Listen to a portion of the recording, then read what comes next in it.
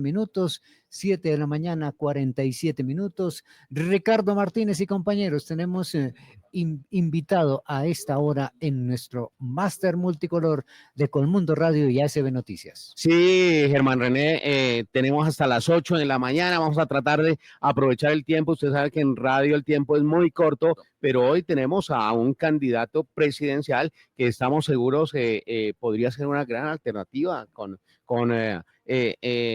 posturas diferentes.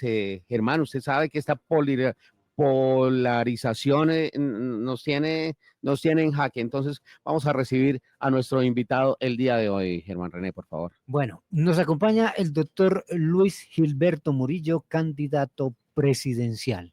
Un hombre con un recorrido supremamente interesante, con una trayectoria política que bien vale la pena tener en cuenta, un hombre que en su vida política pues ha sido muy claro, muy diáfano, muy transparente, que ha ocupado posiciones de privilegio, que tiene una ascendencia supremamente importante en Estados Unidos, como quiera que fue nuestro embajador, y que lógicamente como cualquier otro ciudadano tiene el derecho a presentar su nombre y su hoja de vida a la presidencia de la República. Doctor Luis Gilberto Murillo, buenos días, bienvenido. Muy buenos días, Germán. Muchas gracias por la invitación a la mesa. Ya había estado antes desde Washington, sí, señor, varias entrevistas. Muchas veces. Y creo que yo soy el candidato presidencial y nuestra fórmula, Luz María Zapata, que más hemos visitado los estudios de Colmundo Radio. Bueno. No me nos queda duda. Muchas gracias por la invitación. Bueno, doctor Murillo, empecemos por un asunto que hoy es noticia y lo veníamos hablando, lo hablamos con dos analistas iniciando nuestro espacio de hoy, hablamos con un investigador de la Fundación Ideas para la Paz y también hablamos con el exmagistrado y exministro de Justicia Wilson Ruiz. Este dilema en el que estamos, doctor Luis Gilberto Murillo, luego de que en una investigación muy larga que tomó más de un año, la semana pasada la señora fiscal general de la Nación reveló la verdadera incidencia de la conducta de este individuo conocido como Calarcá en el proceso de paz, cómo se ha valido de ciertas treguas, de ciertos compás de espera que se le ha dado desde el gobierno para fortalecer, sus hombres y una comprobación indudable de que tuvo una participación en el asesinato de un líder social y digamos como esa expectativa de si el presidente de la República es quien define su orden de captura o si lo hace el propio ente investigador. ¿Cuál es su concepto? Porque estamos en un dilema institucional muy complejo y que genera muchas inquietudes, doctor Murillo. Lo primero, Germán, resaltarle a la opinión pública que el equipo presidencial que está mejor formado y en capacidad de dirigir los destinos del país a partir del 7 de agosto es el nuestro, el de Murillo y Zapata, porque nosotros tenemos la experiencia en manejo del Estado, tenemos la experiencia en los territorios y tenemos la experiencia internacional tan necesaria en este momento, que incluye obviamente los circuitos relacionados con la lucha contra la criminalidad, la garantía de la seguridad, porque allí la cooperación con los Estados Unidos en general, pero también con Inglaterra y Francia en términos de inteligencia que hay que reconstruirla es muy importante. Sí. La política de paz salió mal. Yo creo que a nadie le queda duda de eso y fracasó. Yo soy de un pueblito, les he dicho aquí, que es de Andagoya, que tiene una incidencia enorme. Allá se cruza, la gente está entre el fuego cruzado del ELN, del clan del Golfo y de otros. Qué triste. Y entonces nuestros jóvenes no tienen oportunidad, pero no hay presencia del Estado. Entonces dice usted, dennos señales de paz para realmente avanzar hacia una paz verdadera. Y no hemos visto esas señales. Sin embargo, vemos que la política de paz total, su diseño es cuestionable, su marco jurídico no se completó, pero además se le dieron,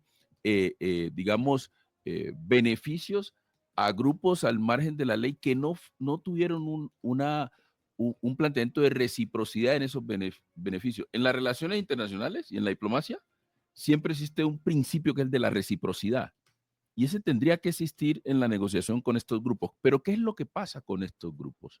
Que la gran mayoría de estos grupos no tienen agenda política, no tienen agenda ideológica, se convirtieron en unos grupos dedicados a la captura de rentas ilegales, de todas, y ahí hay narcotráfico y minería ilegal, etcétera, se dedicaron a, a la, a la insistencia en establecer en muchos territorios economías ilícitas que se tienen que reemplazar por economías lícitas y se dedicaron a generar ambientes de gobernanza criminal. Mire, yo estaba escuchando esta mañana de lo que sucedió en el Caquetá, de Así que una señor. familia se tuvo que incursionar en el bosque y sus hijos, afortunadamente ya la fuerza Ya lo pública rescataron, sí, lo señor. rescató, pero ahí quedó claro que estaban ejerciendo gobernanza criminal en esa zona. Claro. Eso no lo podemos permitir y por eso nosotros al llegar vamos a levantar las mesas de negociación.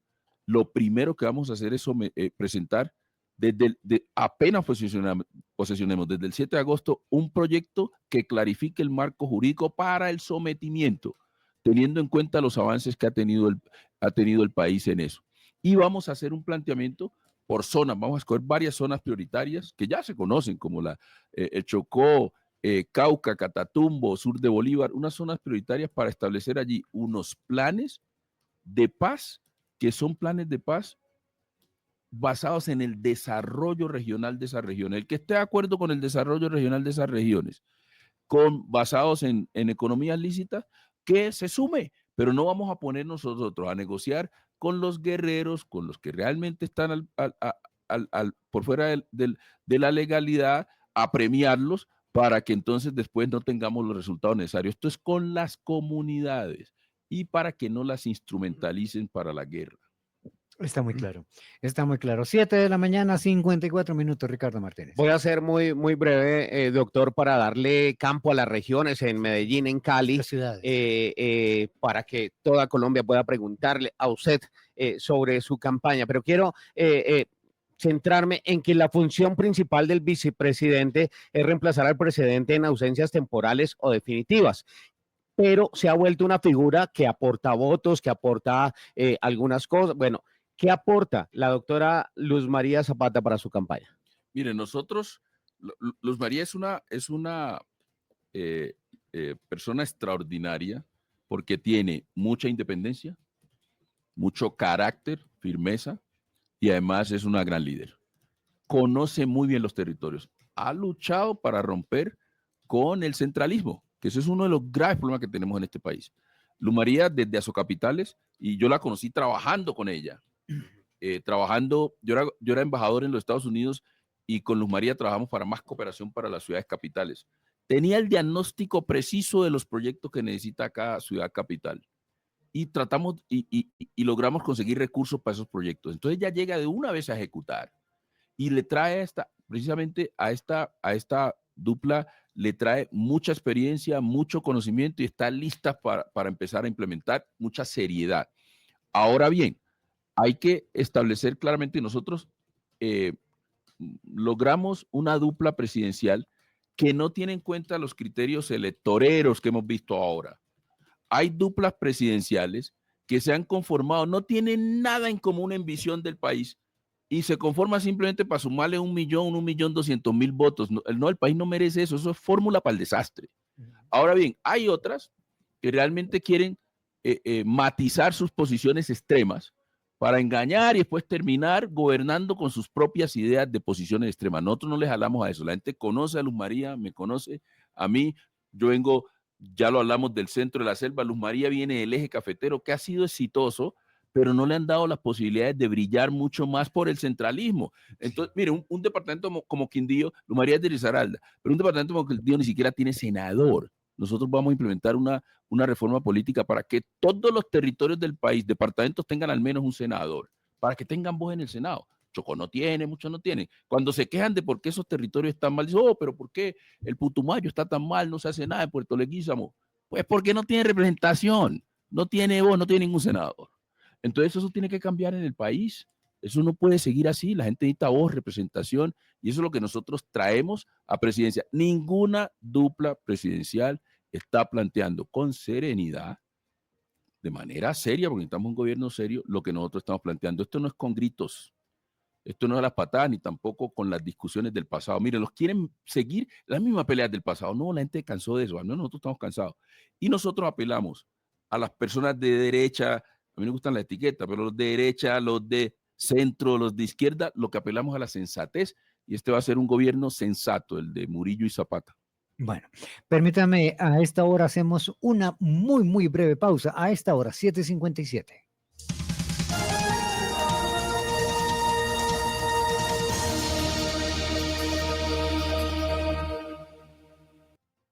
Continuamos, esta es ASB Noticias, son las 7 de la mañana, 57 minutos, y las regiones, los departamentos, los periodistas, ASB Noticias en el resto del país.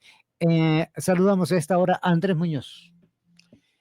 Doctor Murillo, quiero preguntarle, aprovechando sus buenas relaciones con los Estados Unidos, ¿cómo usted cree que desde la Presidencia de la República usted puede articular un buen trabajo para que el país del norte, el país norteamericano, pueda colaborar en el desarrollo de tantas cosas que necesita el occidente colombiano, sobre todo el departamento del Chocó, el Valle del Cauca, Cauca y Nariño? Andrés, gracias por la pregunta. Ya lo hemos hecho antes, o sea, yo me sorprendo cuando escucho candidatos que aspiran a ser presidentes que dicen que no van a salir del país. Pues eso quiere decir que no conocen cómo manejan las relaciones internacionales y cómo se construyen confianzas. Nosotros ya tenemos esas confianzas.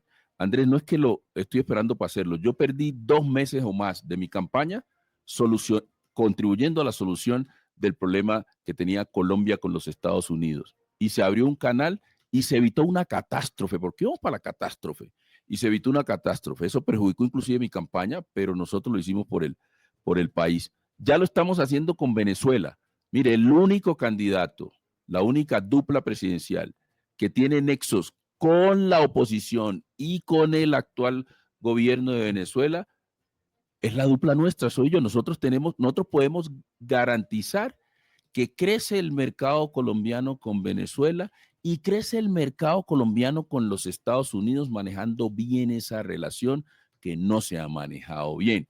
Y en eso, mire, todos los problemas que tiene el país, Andrés, y que tiene el Pacífico, voy a ir para el Pacífico, que tiene el Pacífico, pasan por el relacionamiento internacional. ¿Usted quiere mejorar la seguridad? Pues Estados Unidos es principal en eso. Es principal. Inglaterra es principal y Francia con la inteligencia, ya lo mencioné. Pero además de eso, si usted quiere crecer la economía, usted no se puede dar lujo de que disminuyan las inversiones extranjeras directas que vienen de los Estados Unidos, que están disminuyendo. Eso hay que pararlo. Y usted tiene un enorme, con la actual geopolítica, la global, con el planteamiento de las esferas de incidencia regional, Estados Unidos abrió una posibilidad de tener cadenas de suministros ubicadas en Colombia, y Colombia puede crecer la economía aumentando su participación en el mercado de los Estados Unidos y en el triángulo con Venezuela, en la reconstrucción de Venezuela. Le doy solo un ejemplo. El sistema eléctrico venezolano, redes, están hechanadas. Colombia tiene la mejor experiencia en América Latina en redes con ISA. Hay una enorme oportunidad. Esa es una sola que le estoy diciendo. Y el Pacífico tiene gran oportunidad. Y le voy a dar un solo ejemplo del Pacífico. Los mejores postes y los mejores sistemas de construcción de redes lo tiene una empresa en el Pacífico colombiano. Hay una enorme oportunidad. Y hay que garantizar la seguridad. Nosotros lo hemos hecho. Mire, nosotros contribuimos a que este gobierno de Estados Unidos, el de Donald Trump, que había criticado los recursos para poblaciones afrocolombianas indígenas, que son una gran mayoría en el Pacífico, los volviera a asignar. El día que se estaba reuniendo en Washington el presidente Petro y el presidente Donald Trump, se tomó la decisión de que le devolvemos los recursos a Colombia, los fondos de los Estados Unidos para apoyar a estas comunidades. Algo inédito, ¿no? Y así vamos a buscar recursos para que se apoye a esta región. Siendo canciller, nombramos la primera persona del Pacífico como embajador en Japón para unir Asia-Pacífico con el Pacífico colombiano, que tiene enormes oportunidades. Y el candidato y la dupla presidencial que más conoce al Pacífico y sus problemas y sus soluciones, pues somos nosotros. Yo fui consejero para el Pacífico y logramos $400 millones para la región. Está muy claro, está muy claro. 8 de la mañana, 1 minuto, vamos al departamento de Antioquia. Juan Diego Molina. Candidato, usted viene del Chocó, una región históricamente olvidada lastimosamente. ¿Qué lecciones de gobernar un territorio con tantas dificultades cree que pueden servir para liderar al país entero? Pues lo primero, la lección más importante, Juan Diego, es que uno con lo poquito que tiene resuelve y va creciendo. Mire que nosotros le planteamos al Chocó que era importante encontrar sistemas que garantizaran el pago por los servicios ambientales que presta esta población. Tenemos la biodiversidad más grande del mundo. Y mire que después logramos que se crearan los mercados ambientales, los mercados de certificados de carbono, que ya hay en solo el Pacífico 700,000 hectáreas bajo estos certificados. La gente recibe directamente de las empresas el pago por conservar los bosques y esto le disminuye el impuesto de carbono que también creamos cuando yo fui ministro de Ambiente. Entonces ahí esa plata le llega directamente a las comunidades por primera vez en la historia y creamos los pagos por servicios ambientales que no se han dinamizado, pero nuestro gobierno de Murillo y Zapata lo va a dinamizar. Y Antioquia juega un papel importante y esto hay que decirlo con claridad. Yo he trabajado muy bien con Antioquia siempre. Cuando el asesor, una de las personas más cercanas a Trump, el pastor Ramiro Peña y el pastor Roosevelt Fonseca, me dijeron que querían venir a Colombia, adivina dónde los llevé, a Medellín hace un mes. Y ahí estuvieron hablando con empresarios, hablando con comunidad, porque el empresariado antioqueño es uno de los que está mejor preparado para poder aprovechar las oportunidades de reconstrucción de Venezuela. ¿Y sabe por qué no las estamos aprovechando? Porque andamos en las peleas. Hay empresarios antioqueños que no ven la cosa sino por el lente ideológico. Y hay gente en el gobierno que también lo ve así. Entonces la pelea con Antioquia pues no tiene sentido, porque nosotros tenemos que ponernos de acuerdo. Y en eso yo le hago un llamado a Antioquia. Estuve en Medellín el viernes pasado, precisamente hablando con comunidades, y las comunidades en Antioquia lo que quieren es que les solucionen sus problemas, que se acabe la desigualdad entre el Urabá y el Valle de Aburrá. Pues eso se puede trabajar, pero hay que estar abiertos al diálogo y van a tener un presidente que va a trabajar con Antioquia, que conoce bien Antioquia, entre otras cosas, porque nosotros creamos el plan Atrato Gran Darién con Antioquia, Córdoba y Chocó, que dio buenos resultados. Entonces, yo lo que digo realmente no es que me han contado que voy a aprender en la presidencia como otros. Yo ya voy a llegar a ejecutar. Estamos listos, Luz María y yo, para eso. Bueno, 8 de la mañana, 4 minutos y cerramos. Nos queda tiempo para la última pregunta. Pues, René. sí, señor. Doctor Murillo, con respecto a la economía, dicen que por el momento que vive el país es realmente pues complicado el tema de que una persona que vaya a subir al poder no decida hacer una reforma tributaria. Mucho se ha criticado al presidente Gustavo Petro porque la ha propuesto, pero lamentablemente por la situación económica del país creo que en algunos puntos sí es necesaria. Aparte de esta respuesta que ya usted nos va a dar si sí o no es necesaria la reforma tributaria, ya nos habló de reforma política también. ¿Qué otras reformas tiene contempladas en su plan de gobierno? Mire, yo voy a implementar una reforma política porque muchos colombianos y colombianas no tienen voz en el Senado y no tienen voz en general. Y voy a implementar una reforma a la justicia, porque en este país hay mucha injusticia y el nivel de impunidad es demasiado alto.